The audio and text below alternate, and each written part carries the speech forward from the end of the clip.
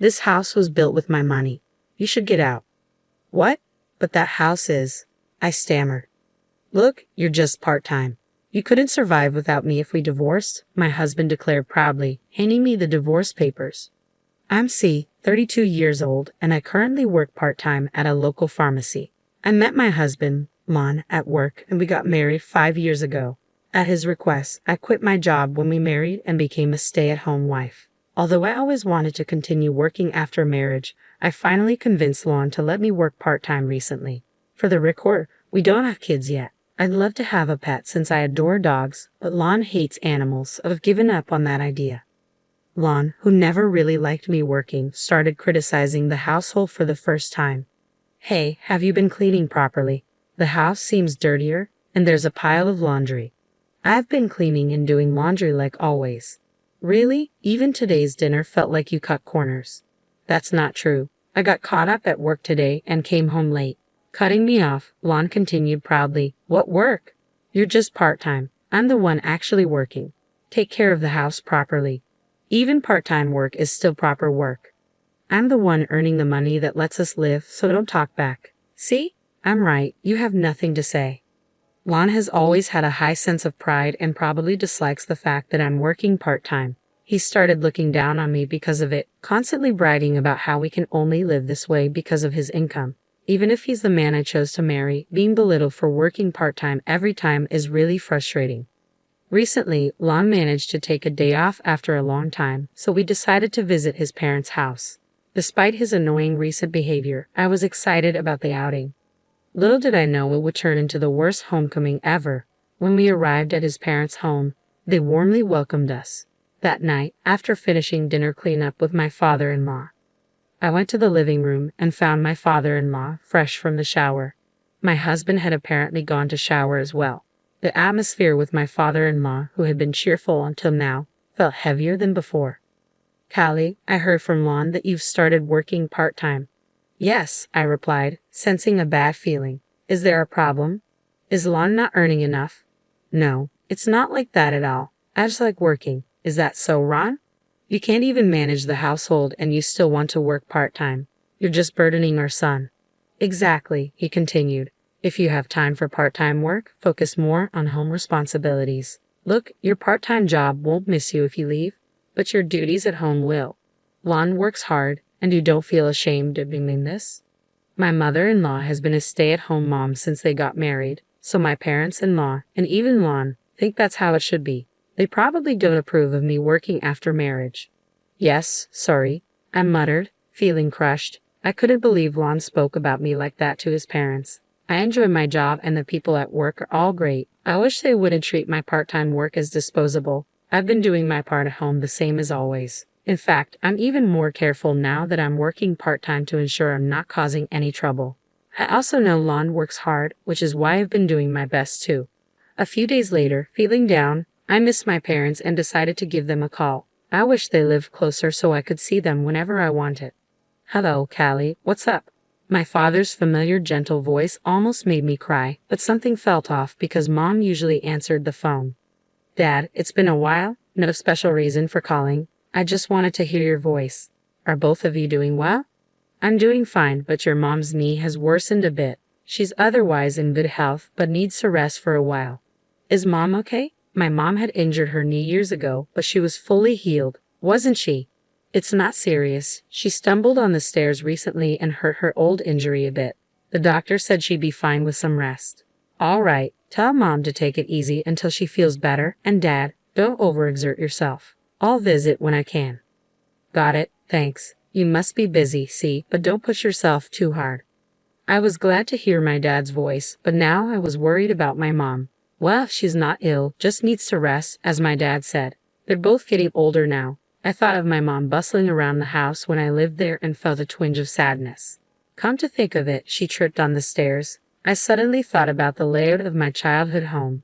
When I lived there, I never felt it. But now, considering that my parents, who are in their 60s, live there alone, I realize the house might have many inconveniences. The house is old and the stairs are steep with no handrails, especially concerning for my mom who just hurt her knee. It worries me that my aging parents live there, and it's not even an accessible house.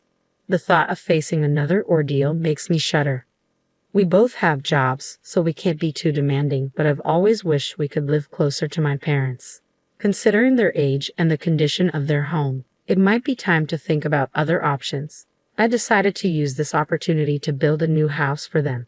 Truth is, I have some passive income from real estate that was handed down from relatives. My parents advised me to keep it a secret because you never know what might happen, so I haven't told my husband about it. I've been saving it for a rainy day, and I'm thinking of using that money to gift my parents a brand new house. I feel so happy to finally give back to my parents who have raised me. Though it's my own money, making such a big purchase isn't something I can decide alone. I immediately consulted my husband. Lon, my parents are getting old. This could be a good opportunity for us to help them. He agreed more easily than I had expected. Really? That's great, thank you. I was a bit surprised as I thought he'd say no. Well, I'm not sure if you working part-time can actually pull this off. See, you're silent again. Can you really do it? I can, I replied. Do your best then. I was happy he agreed so quickly, but the way he belittled me for working part-time honestly made me angry. I thought my part-time job had nothing to do with it, but arguing would be a hassle, so I ended the conversation. The next day, I began making arrangements for my parents' new home. From then on, everything went smoothly with the contractors. My husband didn't seem too thrilled about it, but he didn't say anything, so I didn't dwell on it. Then, one day, I noticed a significant amount of money missing from our shared account. It had been a while since I checked the bank account, so I updated the passbook. I had no recollection of withdrawing $5,000 this month. It must have been my husband, but for what? I'll ask him as soon as he gets home tonight. When he got home, I asked him about the missing money. Hey, I updated the passbook today and noticed $5,000 is missing from our living expenses account. Do you know anything about this? Yeah, I gave it to my parents. What? Why? They seem to be struggling financially. We had some savings, so I thought it would be fine. I didn't notice anything like that when we visited your parents' house last time. Maybe they acted normal so they wouldn't worry us. Got a problem with that? No, it's not like that. This is about household expenses. You could have at least consulted me. My words must have touched a nerve. My husband sharply retorted, It's my hard-earned money. I'll use it how I want. I don't need to consult you every time. You only work part-time and can't even handle things at home. You're getting a bit too high and mighty. Annoyed with my silence, my husband slammed the door and left the room. I always thought Lon left the house matters to me because he trusted me. I felt trusted, yet he didn't consult me this time either. If his parents were really struggling, I'd want to help too. I wouldn't oppose it. It's been 5 years since we got married, and it hurts to feel like there's zero trust. Things have been awkward since then, but life goes on as usual. We've had our share of fights in these 5 years. This time, too, things returned to normal before we knew it. I did wish he'd apologize, but I didn't want to ruin the mood, so I stayed quiet. In the meantime, our new house was completed. I heard that with newer homes, construction updates can be quick, and it turns out it's true. I was excited and immediately contacted my parents to finalize the moving day. Since I heard the construction would be fast, my parents have been getting things ready. My mom's knee is bad, and dad's not young, so they were handling the lighter tasks. For heavy furniture and appliances, we were going to hire movers. My husband and I planned to help on his day off. Finally, it felt real that I could gift my parents a new house. Little did I know what was about to happen. It was when I checked my husband's schedule for the move. What? Why are we going to your parents' house? We built this house for my parents. What are you talking about? I built this house for my parents. Don't act like you built it. You're just a part-timer. You don't have that kind of money.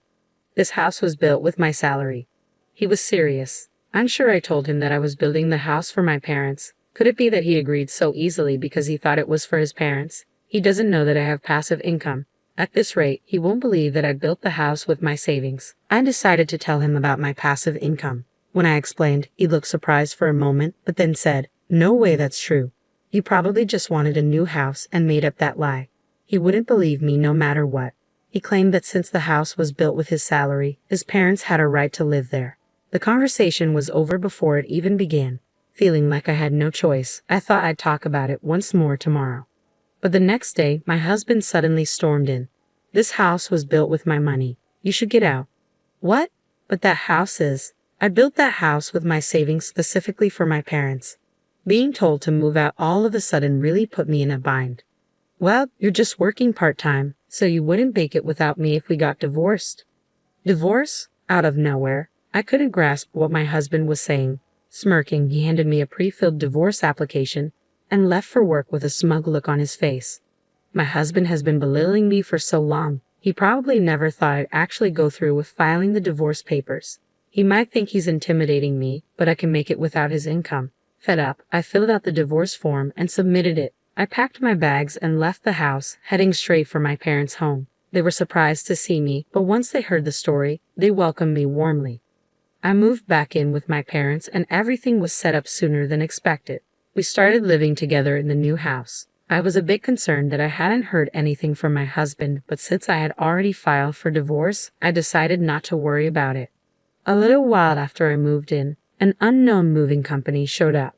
Upon checking, I found out the items were being moved in under my ex-husband's name. According to the movers, my husband and his parents would be arriving soon in their car. They were planning to move into the home where I live with my parents without even asking. We may have been married once, but we're divorced now, so he's a stranger. Moving in like that without asking is both unbelievable and frightening. The movers were also confused. After talking with my parents, we called the police. The police confirmed, since the house was in my name and we were already divorced, his entering the house could be considered unlawful entry. When my husband and his parents arrived, they were visibly shaken to see the police. His parents seemed clueless, but my husband finally seemed to understand the reality of the situation. "What is going on, Juan? Explain yourself," his parents demanded. He looked extremely rattled, getting grilled by both the police and his own parents. I'd never seen him so flustered. I didn't really want to have anything to do with him anymore, but I decided to submit evidence to the police. I don't know all the details, but from what I heard through mutual friends, he had a tough time. His parents had already canceled their housing arrangements, so they had nowhere to go. There were complaints from the moving company too, and due to the evidence I submitted to the police, things got even worse for him. I had proof of his emotional abuse, audio recordings from times he really got under my skin. After all that drama, I managed to secure a settlement in the divorce. My ex-husband drained his already meager savings and is now living off his parents' support. Word got out at his workplace, making things super awkward for him. I used the settlement money to treat my parents to a vacation. They were thrilled, and so was I. I also invested the rest of the settlement and my savings to start my own business. It was a struggle at first, but now things are picking up and I'm getting some breathing room. So I finally decided to get the dog I've always wanted. Now life is fulfilling and fun every day. I'm genuinely glad I took the plunge back then. Off for a walk. "Take care, dear," my mom said as I grabbed the leash. But there's another reason my days are brighter. "Oh, hi Kelly. You're walking your dog too." I met this handsome neighbor while walking my dog. "Hi, yeah, I'm walking my dog. Do you mind if I join you?" "Not at all," I replied with a smile.